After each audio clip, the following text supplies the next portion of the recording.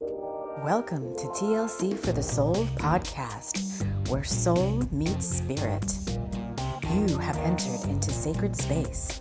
I'm your host, TAMI Chambers, and I'm here to help you shine. Now let's get going on this podcast journey. Hello, friends. Hello, and welcome back to the show. Welcome back. It is a bright, sunny, well, it's not bright. It's a sunny, hazy, very, very cold. I think it was negative 17 Fahrenheit this morning after a little blizzard yesterday where the wind chills got down to negative 50 Fahrenheit. But, you know, it's funny living up here. I'm just jumping right in. But it's funny living up here because I lived like in South Texas for the majority of my life. So if there was ever anything having to do with a tiny bit of ice or snow, like the whole town closed down because they had like no infrastructure for it. And here, you know, I was like, oh, the wind was whipping into like little Tasmanian, it was whipping the snow and like little Tasmanian devil dogs.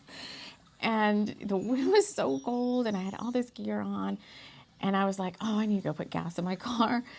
And I had been out with the dog at the park and we had quickly done, you know, a little tiny, like you can't spend more than 5 minutes, 10 minutes out like when it's like that. But we got out of the car. We did, you know, a couple little things, barely 5 minutes. The dog wanted to get back in the car. And I got home. I'm like, oh, I need gas in my car. I wonder if the gas station pumps are I don't even know, right? I'm like, I wonder if the pumps are working.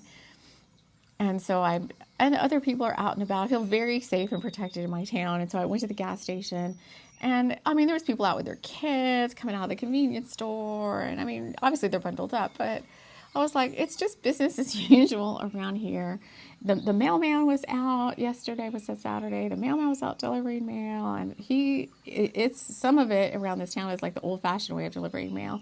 Some of it is drive up and put some mail in your mailbox, but other houses closer in town, the mailboxes are all like up by the doors or whatever. He just walks from door to door and like puts the mail in. So I'm like, oh God, to be the mailman. I'm sorry. So anyway, that's my world right now. It's very bright sun today. So the little weird blizzard storm is gone. There is still some wind. The wind chill is still very cold. And I got a blast of super cold air yesterday to my nose.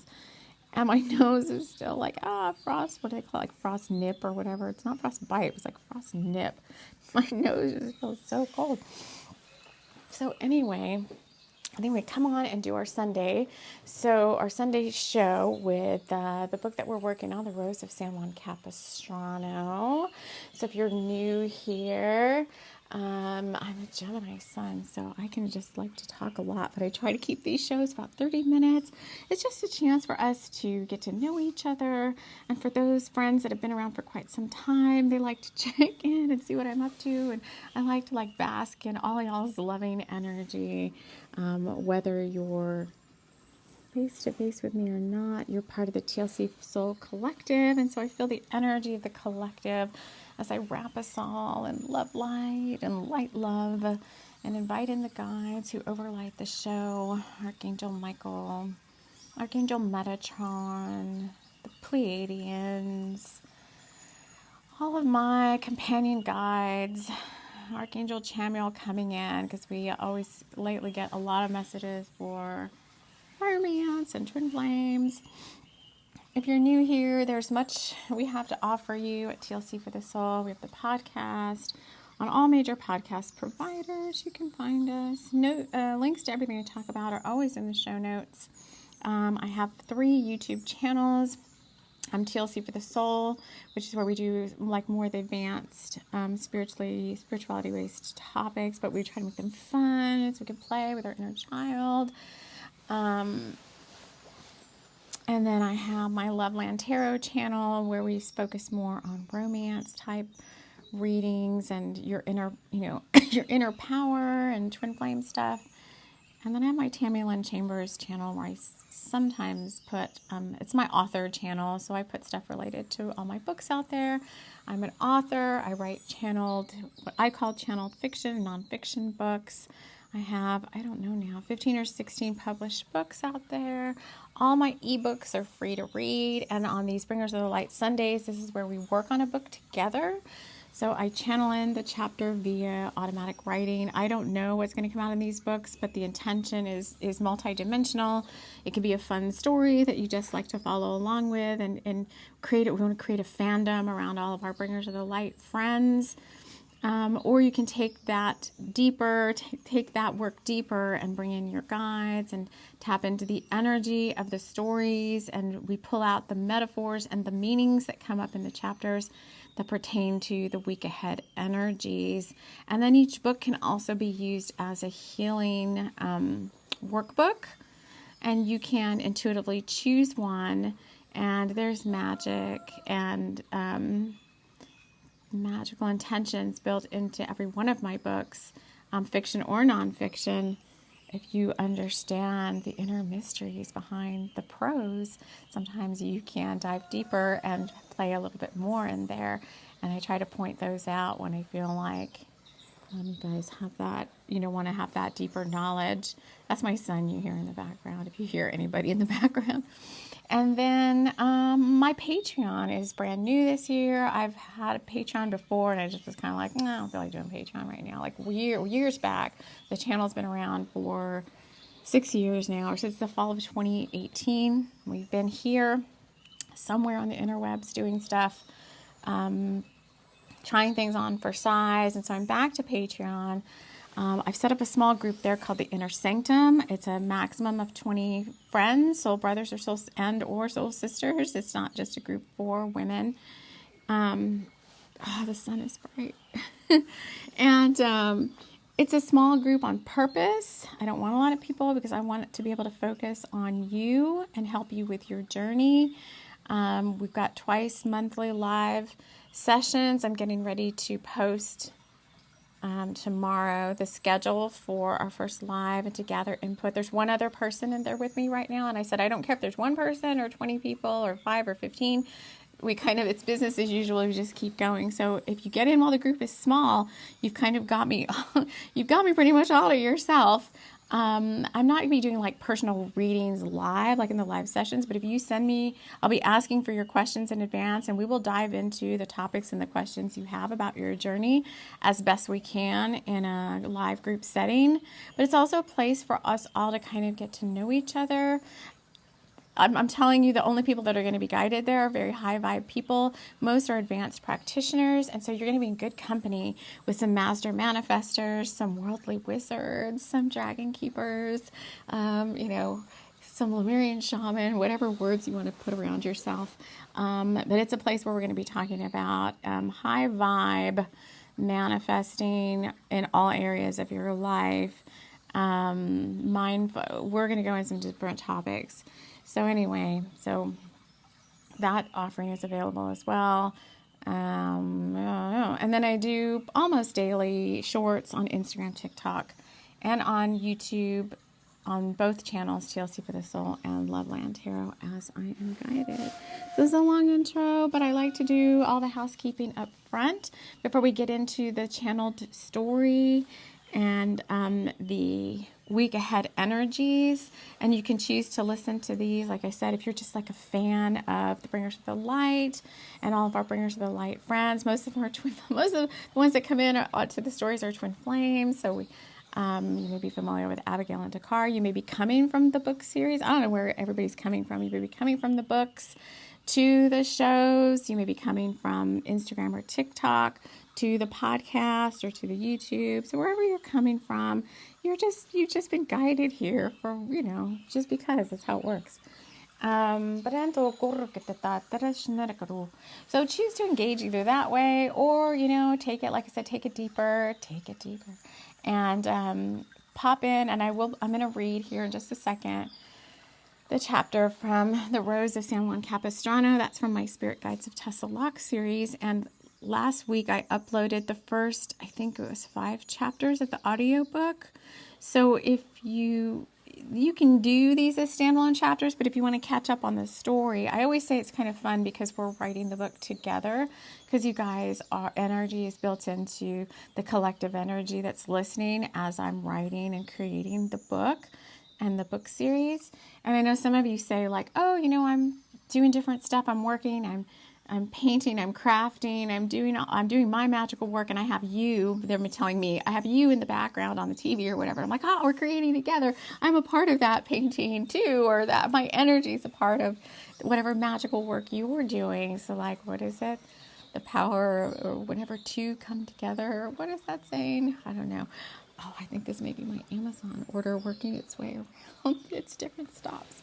I want to get it before I just put it at the door and it's going to freeze because it's all like freezable stuff. So I'm trying to watch out for the Amazon guy. Yes, they're delivering today too. So yes, it is the Amazon van. It's a white, you know, it's those white vans. And is he coming this way? No, it said he was 10 stops away. So he's going to go around in a square around my neighborhood. All right. So I have to get all my toothpaste and vitamins and stuff so they don't freeze on the doorstep. All right, friends, so here's what we're going to do. Let me get my thing here. So just a quick synopsis. We have Rosalie and Calvin from Tessa Locke. They are newbie bringers of the light. Bringers of the light are you. Bringers of the light are me. Oh, hold on one second. Bringers of the light are all of us that are here. I have my heated vest on. It's getting kind of hot. I might have to turn it off. I was so cold earlier, but now I'm standing in the sun.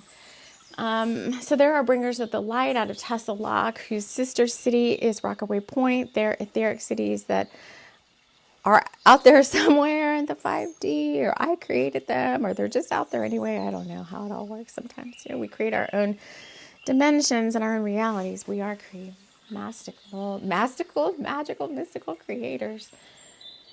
And this is the second in the Rose series. So the first book was The Rose of Santo Domingo. It was a beautiful, poofy, strawberry-scented rose, or scented rose, that brought Calvin and Rosalie together. And now they've been called on a mission to Whistling Gulch Mountain Retreat by Bringers of the Light headquarters. And they've been getting up there on a limo that came to pick them up from their little cute bungalow in the forest of, what was it? The elves. Oh my God. And they're going to, oh my mind. And they're going to the forest of the Forbidden Bears up in Whistling Gulch. And there's a sprite who's like really dastardly and working for the dark agenda.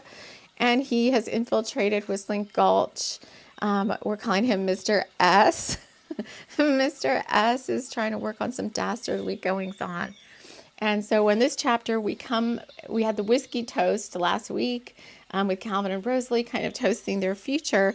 And now they reach their destination in the limo.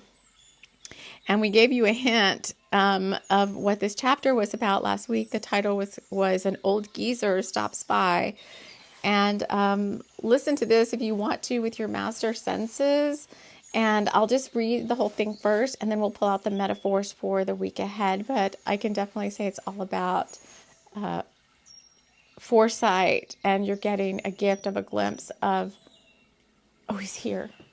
Hold on. Let me pause this just a second. Okay, cool. So I had to hi. The dog gets very agitated when somebody comes to the door. All right, are you calm now? Oh, okay, let's go back upstairs. Okay, there was something I was going to say, and I forgot. I'm climbing the stairs. Let's get all this behind the scenes. All right, I'm going to have to take this vest off. Whew, it is really... Oh, sorry, taking the vest off. Okay, now I'm going to read the chapter. Get to hear all this ASMR. Hold on one second.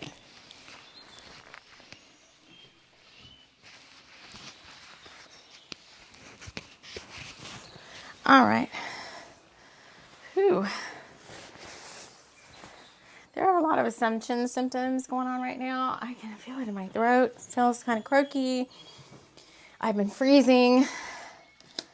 today, not because of the weather. Well, the weather is cold, but it's pretty nice in the house. Okay, let me get a drink of water. We're being given the gift of foresight, and I'll explain more after I read this. I just saw 144. Confirms my suspicions. All right, let me get into my audiobook voice. Chapter 6, An Old Geezer Stops By. The limo came to a stop at the entrance to Whistling Gulch Mountain Retreat, and a helpful staff member opened the door and gestured for the pair to step out onto what looked like a red carpet. "This feels so opulent," Rosalie said, admiring the posh wood beams and lodge architecture of the place. The limo driver removed their bags from the boot, but not before Greer and Molly McBottoms could remove the bag that held the rose of San Juan Capistrano.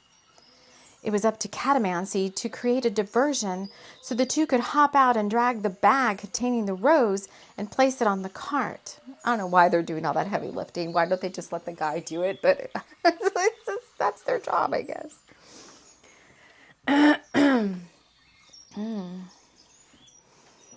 Catamancy, who is a cat wizard whose Rosalie is familiar, who had been sleeping under the seat in the back of the limo, darted swiftly out of the car, forgetting or really not aware of the very strict no pets allowed policy of the retreat. The bellhop Darius and the front desk clerk Mercy both screamed at the same time. "Hey!" Darius yelled after Catamancy. "Come back, you dratted cat!" While Mercy, using a more muted tone, ushered Rosalie and Calvin to the check-in desk while saying in a soft but stern voice, "Is that your cat?" Rosalie and Calvin had been so busy disembarking and admiring the hotel architecture that they hadn't even seen Catamancy jump out.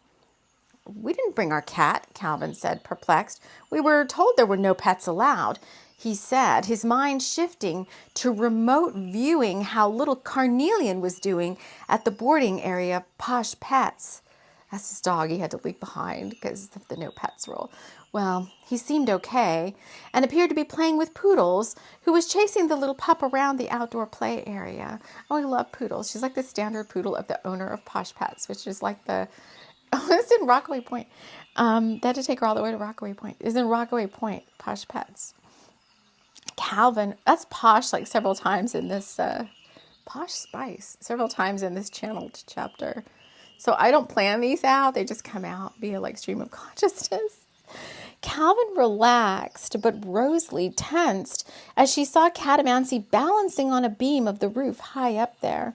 She gently but firmly grasped Calvin's arm, and he slowly looked to where her gaze was fixed. "Oh my," Calvin said, trying not to laugh. "I believe he's gotten himself stuck there, but honestly," he said to Mercy, "we didn't intentionally bring him along. He's a very clever stowaway." Yes, it's true that a cat wizard was very adept at concealing themselves, and Catamancy had on many occasions taken it upon himself to tag along on their outings.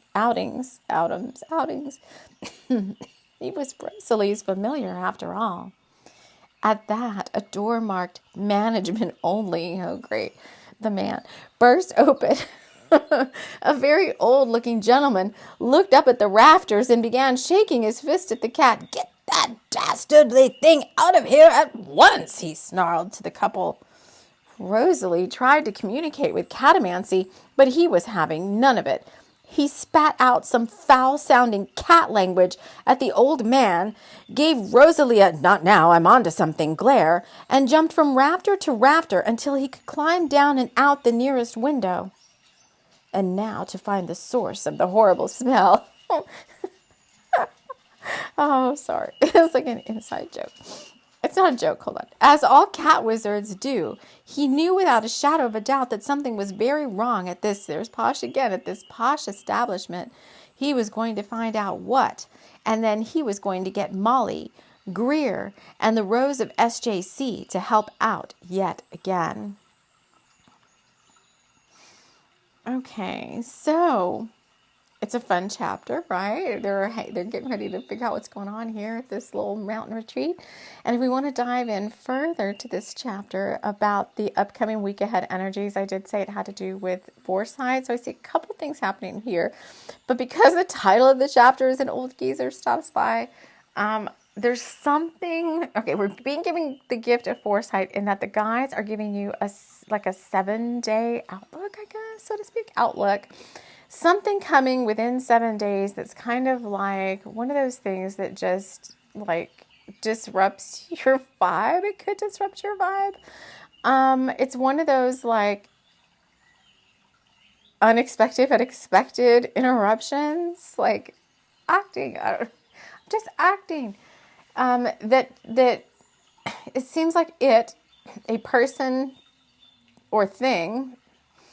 It's a 3D thing. It's not like a thought or whatever. It's like a 3D thing that comes into your reality unexpectedly, but in this case, expectantly, periodically comes in and disrupts the energies around you. And there's multiple things going on here. So it keeps happening, number one, because it has to, because there's things about this thing, whatever it is, this person or this situation, that you're not like done with yet. So it keeps popping up, right?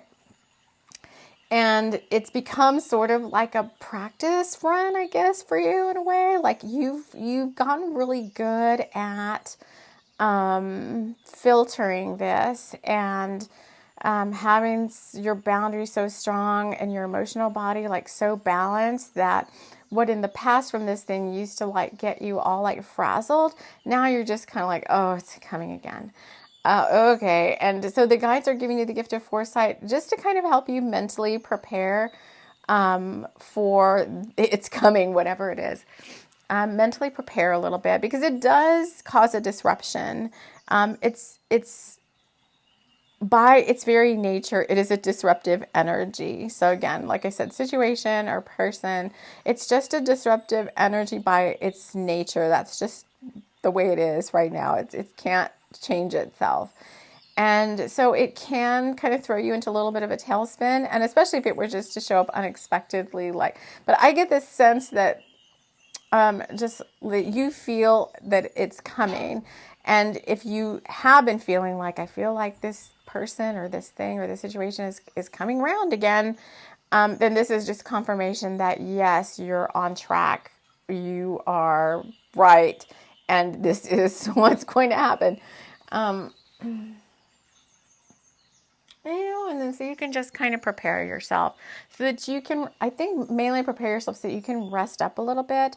Because if you're not in top form, if you're like frazzled already, if you're stressed, if you're tired, if you've got assumption symptoms, and that can always make you feel like a little, out of sorts, then you just rest up a little bit and know that within the next 7 days, this disruption is going to come. From whenever you listen to this, this is timeless. You can listen to it when it drops today, or you can listen to it, whenever. But it's 7 days from whenever you listen to this is when this situation, this person, this thing is going to arrive and kind of set you into a little bit of a frazzle. And it's going to stick around for probably a couple of days, whatever it is. 2-3 days, and you're just going to have to deal with it as best you can. And you become such a master at dealing with this thing or this person that every time it does rear its little head, you get better and better and better at not letting it frazzle you. Kind of like you just become complacent to its energy. And I think though there can be this, it's not a match for you energy. And there could be a little bit of, there's always this little bit of like squiggle in your mind, I guess, for lack of a better term, that happens when it comes about, because you're like, I know I've outgrown this situation or this person or this energy. So why does it keep showing up? Am I out of alignment? Am I on the wrong path? There can be this little devil on the shoulder that's like, maybe you're not. Maybe you're not all that. Maybe you're not so in alignment as you thought you were. And the answer to that is kind of the rest of this chapter really is like, I always say it's like when you get nervous, focus. Well, it's not I say it. Many other people have said it, but the guys are always like, when you get nervous, focus on service. Focus on you. Focus on your bringers of the light work. Focus on your hobby, whatever it is that brings you joy and is your soul mission and soul purpose. Like, do more of that. So now that you've got this little 7-day window, each day you may be like, oh, day 6, oh, day 5, oh, it's coming, it's coming. It may just give you like a, oh God, kind of sometimes like, is it better that I did know it was coming or not that I didn't know it was coming? It's kind of like, I don't even know which one I just said, but they're like, it's both, you know. It's kind of like it just helps you be a little bit prepared. It's kind of like a little bit of a reward, I guess they're saying, for, because in the past it would just like pop up and surprise you. And now you're getting this window of opportunity that gives you a little bit of a looky-loo into the fact that it's coming a little bit more in advance. Because your guys are saying you've gotten so good at dealing with it. They know you can do this. And so they're giving you more of a heads up because it's not really supposed to surprise you anymore. So it's more of like a courtesy call, like, hey, this is coming. So for all the hard work you've done, you're getting these powers now that are giving you more advance notice of what's going on in your world. Whereas before, those were kind of, their guides kind of closed those down a little bit because you had to go through those, I don't know, trials and tribulations and initiations and spiritual tests to make you stronger and make you who you are now. So, just have fun with this energy. Don't let it take you off track. Do your service work. Yeah, just have fun. Have fun with it too. I think it's an energy that's malleable based on you. So if you come into the situation or around the person and you're kind of a little bit like up in arms and like a little bit, like, oh, I can't believe it's here again. Then I think that it kind of mirrors back to you in a little bit of a snarkiness. But if you come at it with just, in your power and you've got your boundaries strong, and so you're able to like dismiss the parts that are out of alignment with that and just try to have fun with the parts of it that like somehow you align to this energy. You still align to it in a way that it's some sort of, soul contract that's not finished yet, or it's some sort of situation that's out of your control and you have to deal with it because it's some sort of maybe karmic situation that's not complete yet. And so in some way you still align to it, but your energy signature doesn't align to it anymore. And I think that's sometimes what can make it feel frustrating. But you've just got to like ride the whale. Ride the dolphin. You've just got to ride the dolphin, ride the dragon, and just, be the bigger bear, as I always like to say. Like, be the bigger bear and just deal with it, and it will be gone before you know it, and you'll be back on your little happy cloud again. Well, you're always on your happy cloud, but, oh, that's my card deck. Let's draw a card from Happy Cloud here, since we're talking about this. So I also create Oracle and Tarot decks, and Happy Cloud is one of the very first. Happy Cloud is always on my altar space. Let's just see. Let's draw us a little Happy Cloud. And my Spring Pack Loveland Tarot Oracle deck came out of the tarot drawer yesterday as I'm doing a reading for the Loveland Tarot channel for Twin Flames. It's a first quarter energies update for the opportunity gates for first quarter, the dates for January, February, March that are most probable for you to come out of separation or into reunion with your twin. And so I'm doing a big old pick a card, and then I'm doing an extended, more advanced teaching reading over on Patreon that you can just purchase the one video, or you can join the Inner Sanctum and you'll just get that video teaching for free. But Spring Fling came out during that reading. Spring Fling. Oh, I have a deck called Spring Fling too. I need to pull out my spring decks. So I'm hoping and I'm sensing that it's going to be an early spring, which if you live up here, way up here by Canada, I'm in North Dakota by Fargo.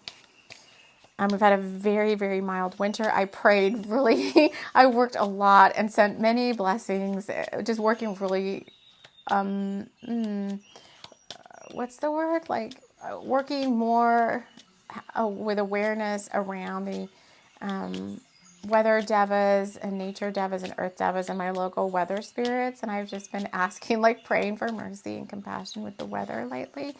And we're having a really nice kind of mild winter. We've barely had any snow, thankfully. Now we do have this one little cold snap this week, but I think everybody says it's just a 1 week in January thing. So we had 1 week in January. It's like negative. It was negative. It's still negative, but it's not as bad. Let's see. It's a negative 10 right now, with a high of negative 6. But by the midweek, it's going to be back above 0. And then by the weekend, I think it was going to be close to 30. So I can live with that. I'm a beach person, not this. Beach and forest. All right, Happy Cloud, come on. What do we want to tell people? Got a little Happy Cloud. We've got a lot of cards. All right, Happy Cloud wants to say, and then we'll end this little weekly thing. So this is for your week. So the first card is live, enjoy each day in peace. I've got a beautiful rainbow coming off of a bunch of crystals on the tarot table right now, shining right through the middle of the Princess of Wands out of the reading that I did this morning. Anyway, I don't know. It's very Ascension looking. I should take a picture of it. Right. I do take pictures of that too and put stuff like that, kind of behind the scenes stuff, in my Instagram stories usually. Right. Release the need to be right. Yeah. See, this is all with this situation of this person coming in. I think this situation of this person triggers you to kind of, in the past, it triggers you to be like, remember I said with the snarkiness, and you can go into a little bit of like control strategy, I guess, try to control the situation. Because you feel kind of threatened in a way by this. It just gets you up in arms. It gets your hackles up. And so you go into like a little bit of control thing, and then you start trying to control the situation, which tends to be like whatever that situation is or that person says or does, you try to like want it your way because they're kind of upsetting your apple cart. And it's kind of like, it's just easier to not do anything at all. To keep the peace, it's just easier to let this person or this situation kind of quote unquote have their way to the, extent possible, not like, use common sense, but it's sometimes just easier. You got you rock, take a bow. So that's a job well done. Stay, time to retreat. Yes, that's what we're talking about. Like prep yourself now that it's coming. Rest up, just, eat good food. Be like in your really super strong power so that when it does come, you're well rested, and that's not a reason for you to falter then, because that can happen to me sometimes, right? If I'm doing, so tired, it slowly wears me down, and then I'm like, oh man, it's either tired or hungry are the two that really will get me. I can easily like fall prey to lower energy because you kind of let your boundaries down a little bit. You don't want to, but if you're tired or you're hungry or you're ungrounded, it can easily happen. So you have to be very self-aware. And the last card is flow. You are receiving divine downloads. Just go with the flow. Just take what comes as it comes. I'm trying to do more of the Taoist approach right now. It's much more divine feminine in terms of my schedule and how I approach my work. It just works best for me after so long in the corporate world, which was very divine masculine oriented in terms of like schedules and timelines and, You know, if you were 2 minutes late to a meeting because you had to go to the bathroom, you know, somebody was like pinging you, asking you where you were.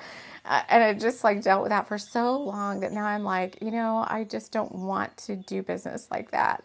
I want to be relaxed, and, you know, to some extent I do. I have priorities, and I have, it's not like I have like nothing, you know, I have a goals list, I have wishes and intentions, I have priorities, but I'm not so strict and stringent with myself about when things have to be done. And my guides just push me like intentionally, with intention, when they feel like, you know, like, oh, Bring Us the Light Sunday's coming. Okay, I need to do that. But I'm not like every day at 10 a.m., every Sunday at 10 a.m. is Bring Us the Light. You know, I just am like, eat breakfast, do some stuff. I'm like, oh, I'll record the show. It's much more laid back, and I think you get a better part of me like that too. It's not terse. All right, you guys. I want to thank you all so much for joining me here. We are going to close this out at 12:21. Oh, mirrored energies again. You're doing really good. You're doing really good, little bringer of the light. Keep up the good work on yourself. And we will see you all again soon. Take care.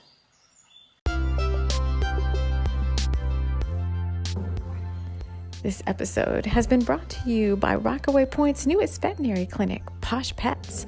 Clark Witherspoon and his familiar poodles are here to help you with all your healing needs. Be it a toenail trim or a hairball tummy trouble healing session, we have everything you need at Posh Pets.